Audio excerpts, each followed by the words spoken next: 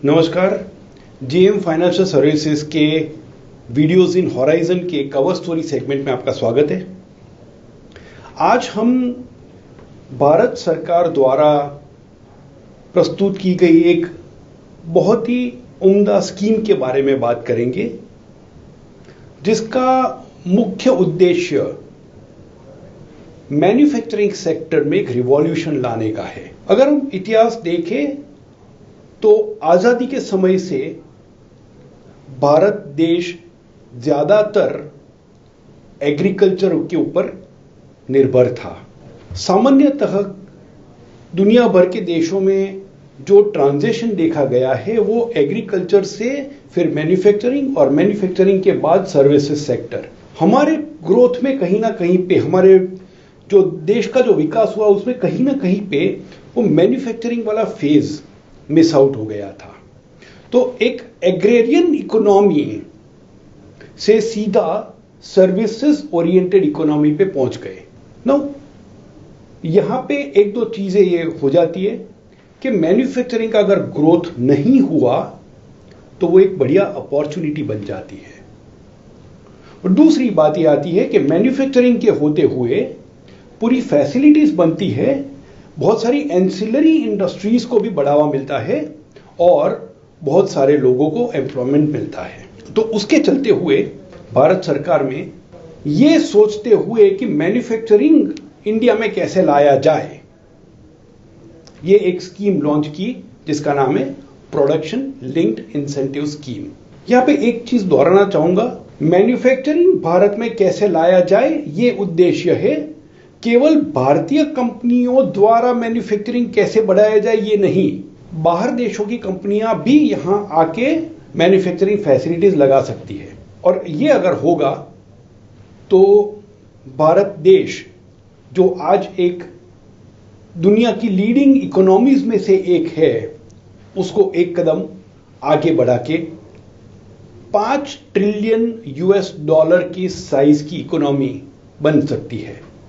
तो ये production linked incentive क्या है? जैसे नाम उसका बताता है, एक तो ये इंसेंटिव स्कीम है और ये जो इंसेंटिव्स है वो प्रोडक्शन के साथ लिंक्ड है। और प्रोडक्शन के साथ इंसेंटिव को लिंक करने का अर्थ ये होता है कि जो कंपनीज ये फैसिलिटी सेटअप कर रही है उनके ऊपर रिस्पॉन्सिबिलिटी आ जाती है, अकाउंटेबिलिटी आ जाती है। क्या क्या इंसेंटिव्स? एक तो टैक्स रिबेट है, दूसरा कोई भी कंपोनेंट्स अगर इंपोर्ट करने हैं तो वो इंपोर्ट ड्यूटी में कंसेशंस, या तो फिनिश गुड्स जब एक्सपोर्ट करने हैं तो वहां पे एक्सपोर्ट में कंसेशन ड्यूटी में।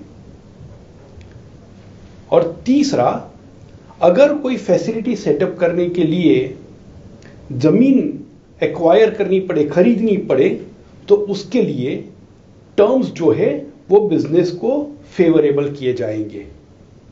तो जमीन एक्वायर करना, प्रोडक्शन में जो सेल्स होगा उसके चलते जो मुनाफा होगा उसके ऊपर tax rebates, and components import and final goods export, ये दोनों में भी ड्यूटीज में रियायत।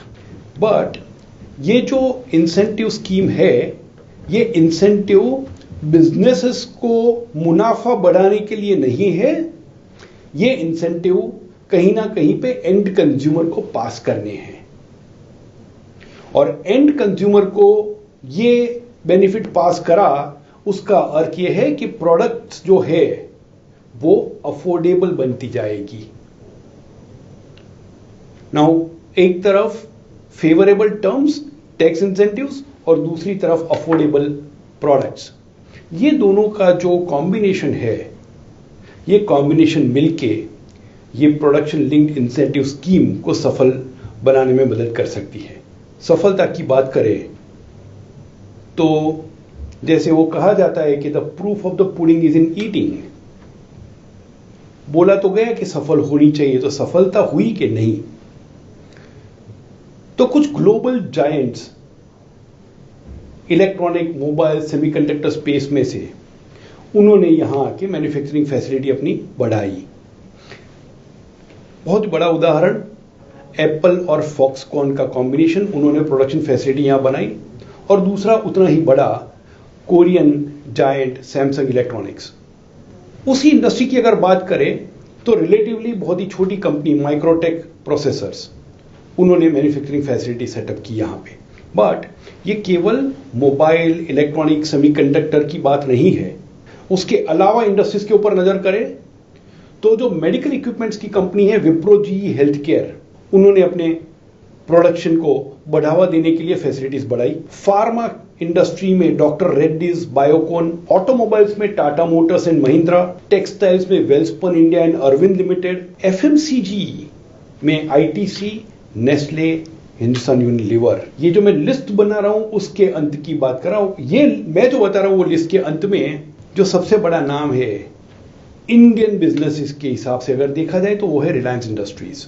तो उदाहरण देखिए, बहुत सारी बड़ी हिंदुस्तानी या तो विदेशी कंपनियों ने ये योजना का फायदा लेने का प्रयत्न किया है।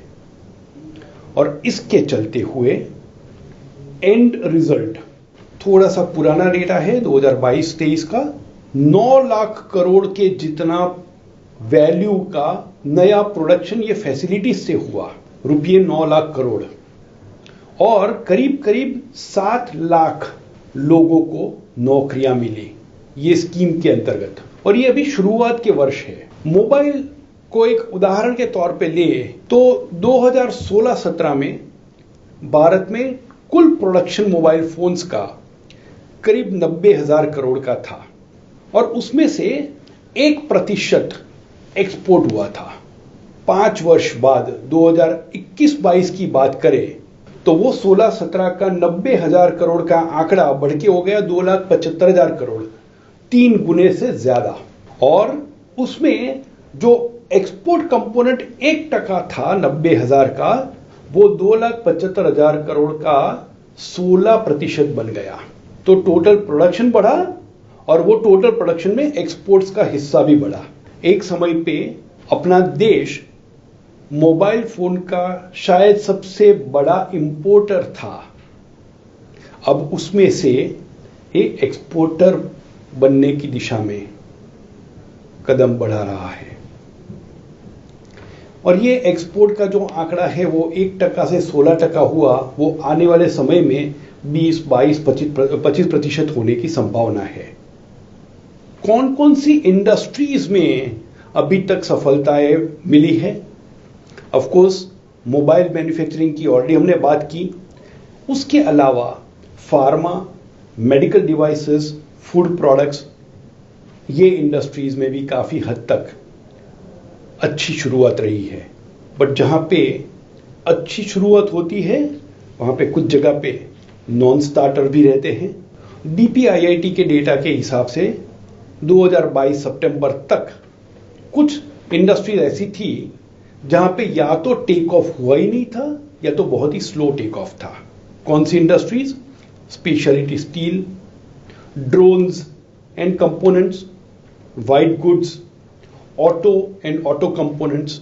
एक और क्रिटिसिज्म ये स्कीम के बारे में ये हुई है कि इंसेंटिव जहां पे होते हैं वहां पे कभी कभी नॉन सीरियस या तो मीडियोकर प्लेयर्स आ जाते हैं जिनकी वो इंडस्ट्री में एक्सपर्टीज नहीं है, एक्सपीरियंस नहीं है, वो भी इंसेंटिव के चलते फैसिलिटी सेटअप कर लेते हैं। ये अगर हुआ तो ये काफी बड़ा जोखिम माना जाएगा।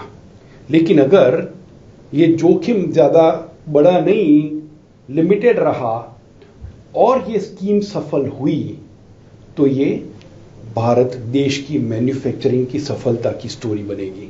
और मैन्युफैक्चरिंग में अगर ग्रोथ आया तो अभी तक जिस सेगमेंट ने ग्रोथ उतना तेज नहीं किया था, उतना बड़ा हिस्सा नहीं था, वो अगर ग्रोथ करे तो वो $5 ट्रिलियन मार्क क्रॉस करना या तो उससे आगे बढ़ना ये आसानी होगी।